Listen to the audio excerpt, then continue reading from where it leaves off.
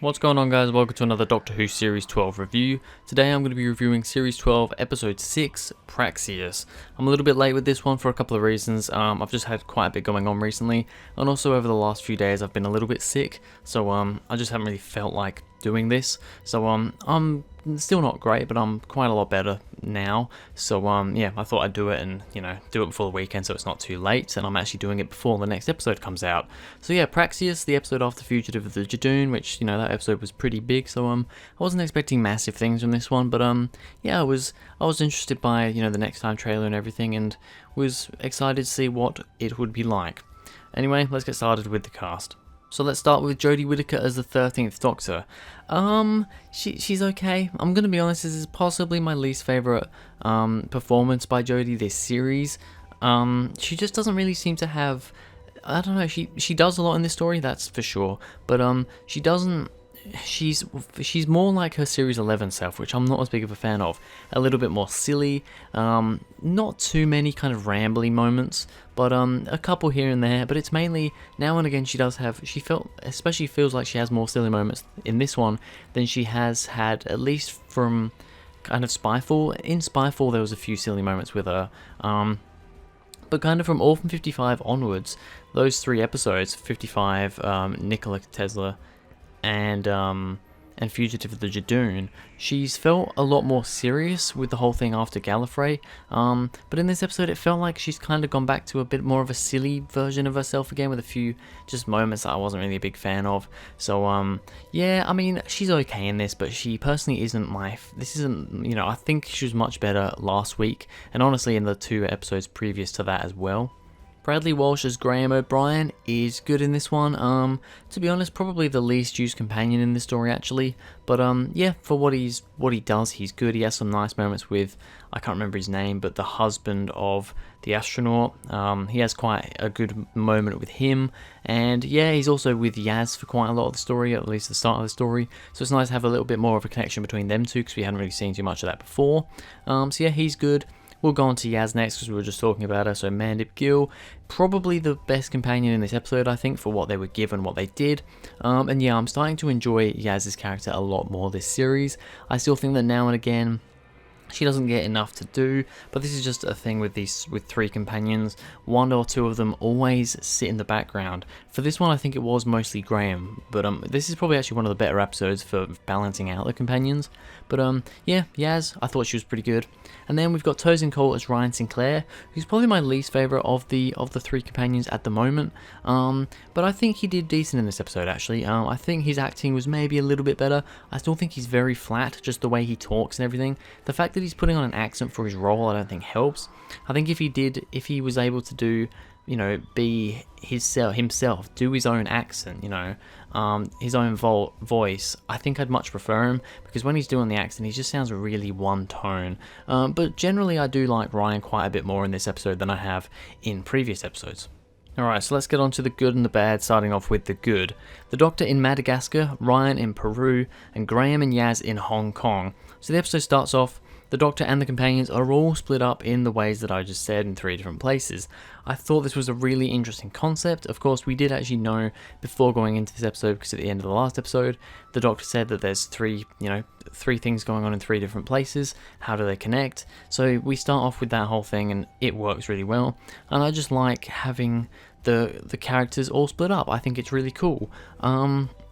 Especially having Graham and Yaz together, because like I said before, Graham and Yaz haven't had that much kind of chemistry. There's been quite a bit of stuff a lot of stuff between Graham and Ryan, a little bit between Ryan and Yaz,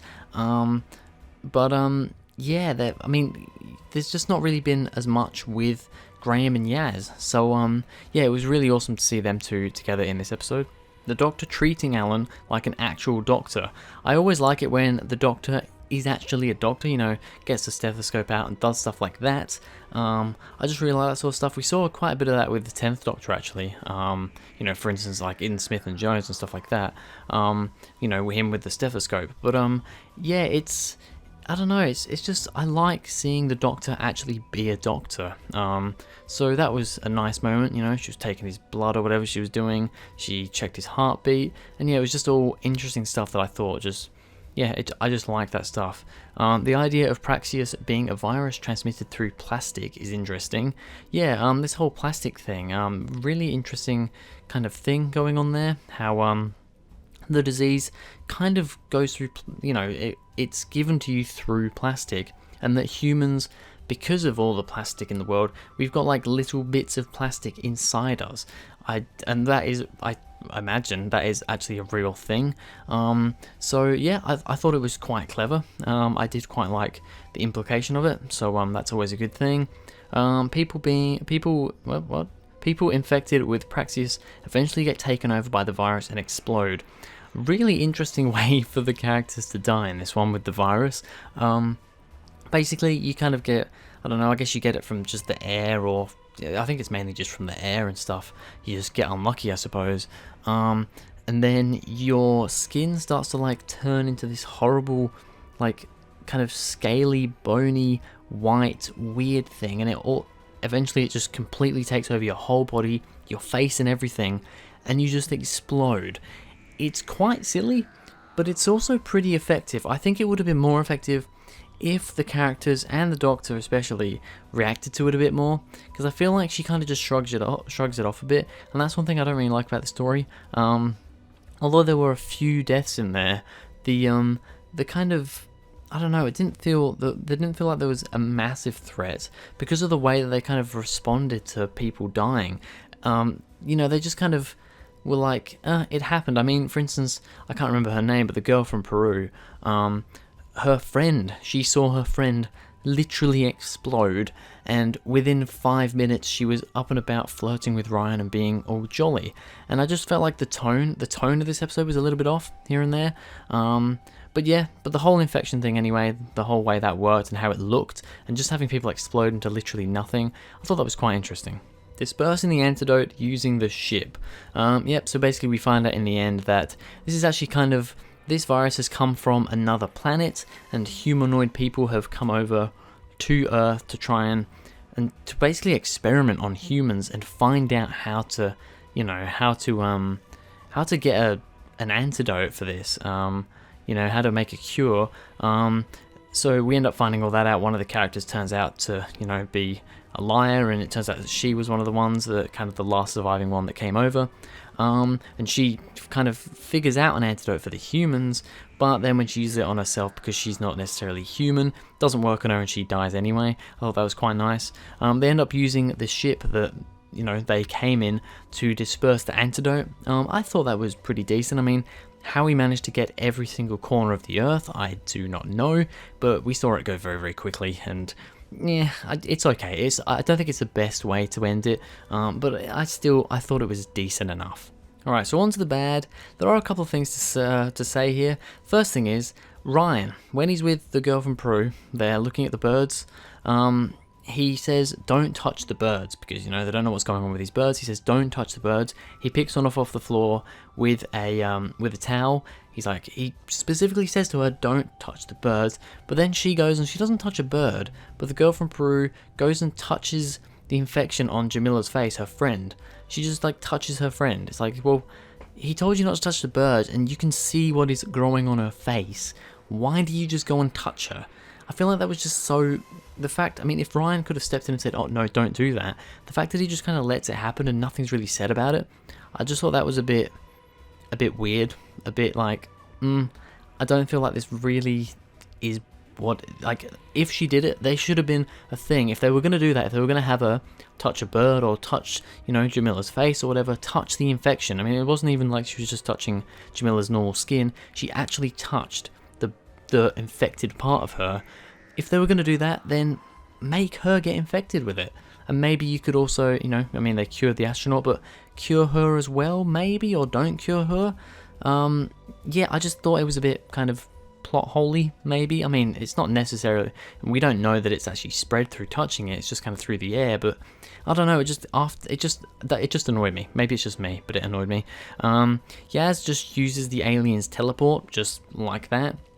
I did find it a bit strange when, you know, the Doctor and Yaz and everyone, they were all back together again, and then Yaz decided, oh no, I'm going to stay back because there's this thing that I reckon they really want, so I'm going to try and get it because they want it and we don't want them to have it. And the Doctor seemed hesitant about this, but kind of let her do it. I thought that was a bit strange, but I sort of let it go because it's happened in the past, stuff like that. But then Yaz just straight up using that teleporter, I just thought was stupid. I just thought it was a stupid decision, personally. And the fact that when the Doctor figures that out, she doesn't really seem to care much. You know, she doesn't go and tell her off or anything. She's just like, oh, okay, well, at least you're not dead. It's like, there could have been big implications, big things could have happened here. But no, we're just going to kind of be like, okay, it happened. You're all good. Just, yeah, didn't feel right. And also, the Doctor is going back to being too silly. I said that before. And also the whole pacing. The pacing was decent, but the just the tone of the episode is a little bit off here and there, in my opinion. So, a rating for Praxeus. It was a little bit difficult because I think this one started off really well. It actually started really, really well. The first, I don't know how long it was, but when the companions were all split up and we were seeing all these different areas, all these different places and all these different things happening, it was really interesting. It was such a cool episode. But then it kind of slowed off a little bit and kind of got a bit boring, got a bit silly, and just had things that weren't really working for me. But generally it's still an enjoyable episode, so for a rating, I'm going to give it a 7 out of 10. Just kind of, that is my average story rating. If I think a story is average, I give it a 7. This is just, for me, an average story. It's kind of what you expect from a filler, from just a kind of mid-series filler episode. It's not bad, but it's not amazing. So, yeah, a 7 out of 10. I think it's decent. I also think that maybe this one would have been a little bit better if we didn't have Orphan 55 in the same series, because they're both tackling similar things with, you know, global warming and, you know, plastics, you know, ruining our Earth. If we didn't have both episodes, like Orphan 55 as well, I think I'd like this one better. Although I do think this one did the whole, you know, global warming-y type thing, destroying our Earth thing a lot better than Orphan 55. But yeah, it's still maybe having them so close together in the same series, maybe I don't think worked as well.